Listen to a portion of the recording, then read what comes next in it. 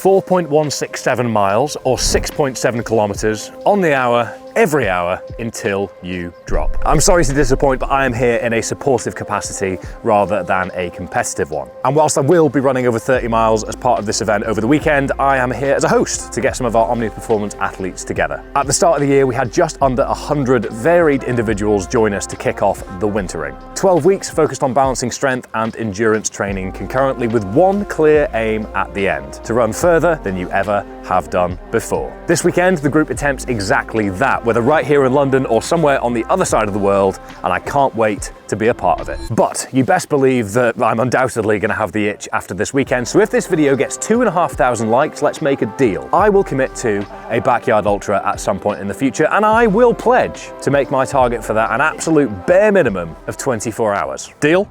Let's go meet some of our backyarders. This is pretty simple, that is the beauty of it. I am with you for the first loop. There's 2 points you can go wrong. I will point them out as we go, and then remember those points, I guess is kind of the brief. But the main thing is just get into a decent rhythm as you go, chat to the people around you, talk about how far you want to go, support each other through it, and most importantly, enjoy.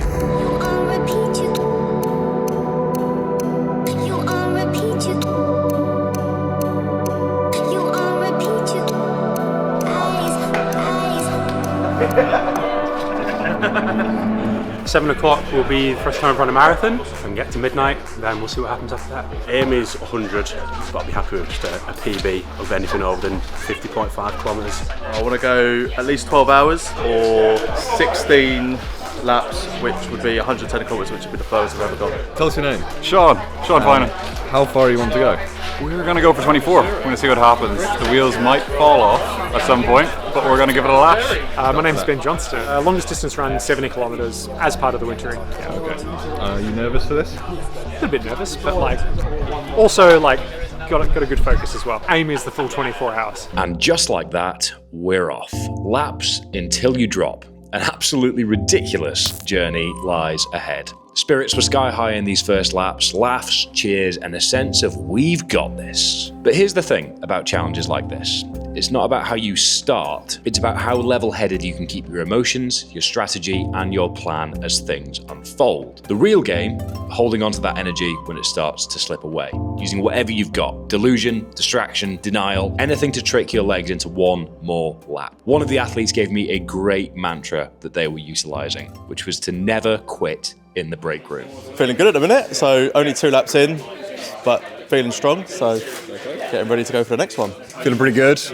It's really warm out there. Would be a challenge, but we're heading to the evening, I suppose, already, so it's going to get freezing cold. Yeah, not too bad. Better after the second one. Yeah, we're just taking one lap at a time, so hopefully get 10, but we'll see. Lap 3 rolled in, and suddenly it felt like London had been swapped for Lisbon. The heat was unreal. Ironically, not very wintry as the training program had intended. A great opportunity to distribute some new caps, stamped with something you might have noticed, a brand new logo. I'll explain that shortly, but whilst the sun was punishing now, as with all things in ultras, it wouldn't last. The night would become much colder, but for the time being, everyone remained optimistic, unstoppable even. So, let's talk about that logo. Today is May the 19th when this video goes live, where we officially launch Omnia Performance's new logo, messaging, and the first phase of what is a very exciting period of change for the business. New look, same mission, to push boundaries, to do the absurd, and to find meaning through struggle. This logo is more than just a design. It represents what we stand for, who we are, and what we do. We exist to transform lives through fitness and adventure. A global community united by one pursuit: becoming the most capable, versatile, and resilient version of ourselves. Omnia Performance isn't just a training program. It's a collective of athletes who refuse to be confined to one discipline, one gym, or one way of training. The next phase of Omnia's evolution goes live on June the 2nd, and this is a much bigger one. So, in the meantime, you can access the first training resource we've released as part of this new chapter for Omnia. It's called the Hybrid Training Guide. Inside, we break down the principles behind how we train Omnia athletes to build strength and endurance in the same program. This is a tool for athletes who want to build a body that's strong, adaptable, and ready for anything. So head to the link in the description to grab yours, and we very much hope to have you on board soon. Everyone in this group's moving really well, which is cool. There's a few at the back that are definitely starting to struggle a little bit, but I think people are just getting used to the fact that having got used to having like 12, 13 minutes earlier on, it's now 5 or 6, which is a little bit of a head fuck because it makes you think that you've really dropped off and it's game over. when in reality you're just sort of dropping back the gears as this event is designed to allow you to do. As we rolled into lap 6, amidst conversations, each person's goals, their background, and what was most important to them, something became clear. This wasn't just a run. This was much more than that. Lap 7 brought with it something everyone had unfortunately known was coming: the last bit of daylight. The night shift was creeping in, and so was the doubt. Conversations dwindled, you could see it in their eyes. Morale has dipped, darkness has landed, and they are out there for their 10th lap as it stands. There are a few people that made their A goal for today 10 laps. So, as a reward for them and a morale booster for everyone else that's still going, a human being's #1 morale booster is on the way. Well, it's not actually, we're going to go and collect it, but long story short, we've ordered pizza, and that should help morale, I think is the short version.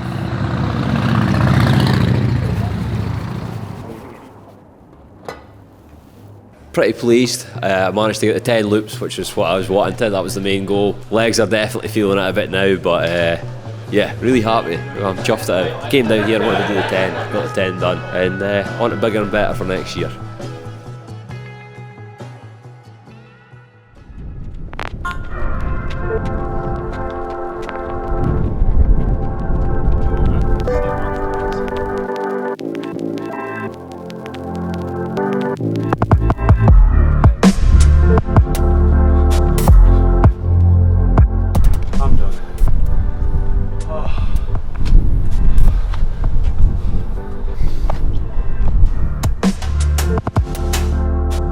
Three that have just made it to the 50 miles, and that is going to be them. I think we've got 7 still going indefinitely.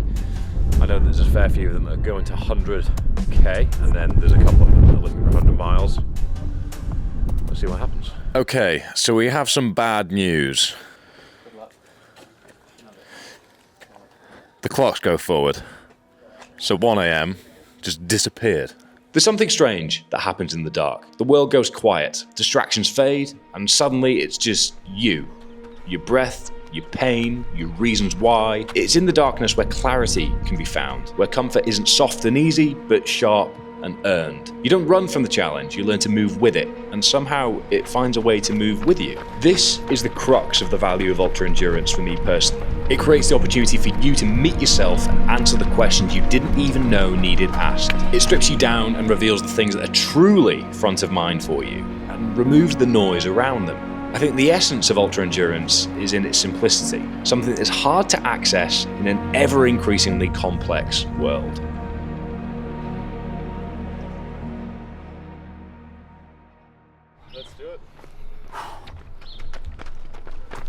And here we are, almost 24 hours later. The end was in sight for Ben and Sean, and you could feel it. That mix of exhaustion, adrenaline, and pure disbelief. I mean, sure, these lads could have gone to therapy, but no. They chose this, because there is power in self-discovery, and these lads epitomise that, as they will share with you themselves. Yeah, I'm honestly teaching like a moron. This angle's making you look very large. Nah, that's me being very large. It's making me look very large. Thank you very much. No, that's the angle. The final lap.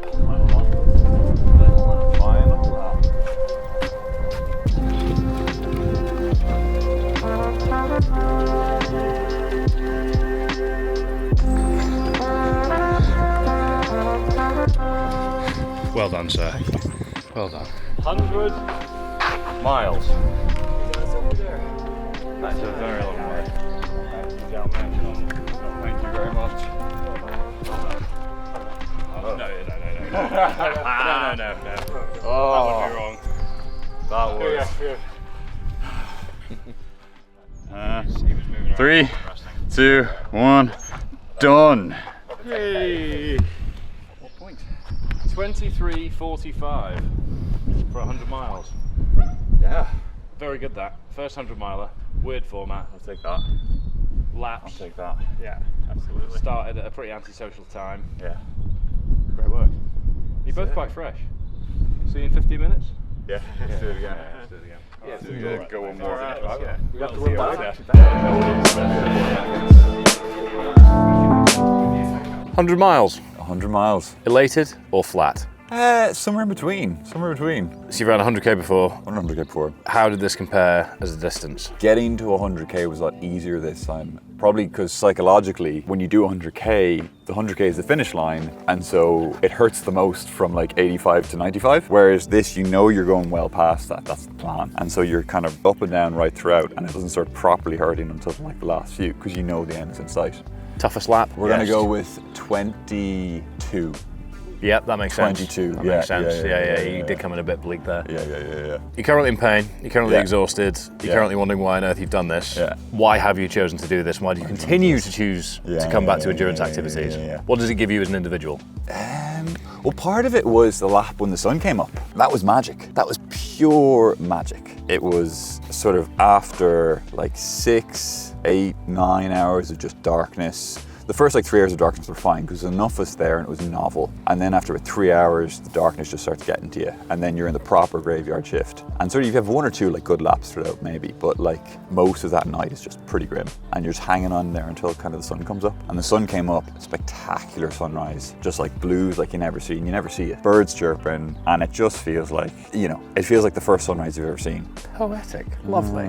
Why do you choose to train for strength and endurance concurrently? Oh, because you get both ends of the spectrum. You know, like there's that, there's the sunrise, there's sort of the joy and the achievement that you feel at the end of 100 miles, and the mind games that you play with yourself right throughout. And there were a lot of mind games played today. But they're very different mind games. It's a very different and fun contrast to what we did 2 weeks ago, which you know, on the program, which was like a lower body strength test day, like the sort of the headspace that you have to get into to try and pull a best deadlift triple. Very different. Slipknot versus Beethoven's Fifth Symphony. Yeah. Final question. What's your meal going to be tonight? That's a great question. I have no appetite. I've been drinking carbohydrates. I've probably nailed like 10,000 calories of liquid carbs in the past 24 hours. I don't think I'll want to eat for about 3 days. Ben, 90 kilometre PB, how does it feel? Feels really good. Feels really good.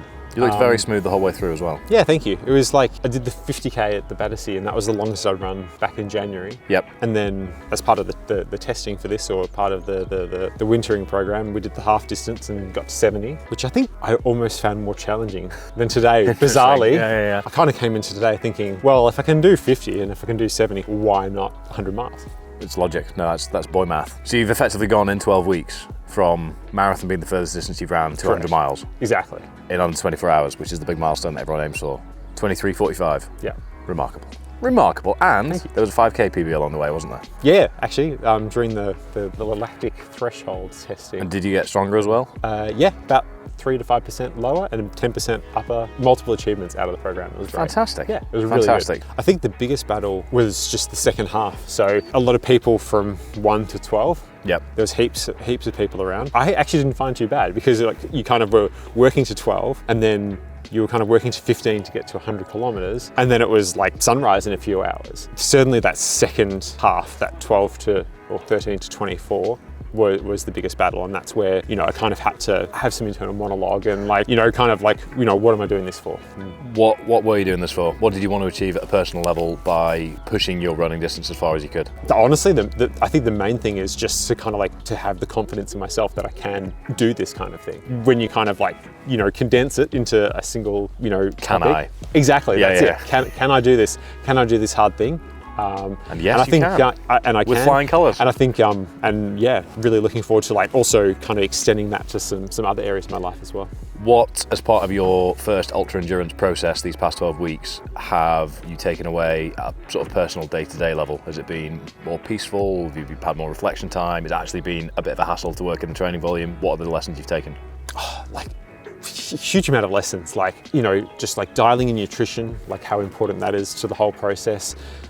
You just need to be organized. Like it's really that simple. If you're going to kind of like get this amount of volume, you just have to have your shit sorted. Sorry, and you just have to have your shit sorted and be organised. So, so yeah, they're kind of the main things. And like I had a change in job like midway through, so juggling multiple things, and yeah, it's been really good. Awesome, really fantastic. Well, thank you again. 100 miles, Yeah, piece of that's piss. great. Had more in him. No, thank you. And Until next time. Kudos to Fergus and Jamie and Tom, everyone at Omni. It's been brilliant. Great to hear. Thank you, sir. Thank you. sir. Wonderful.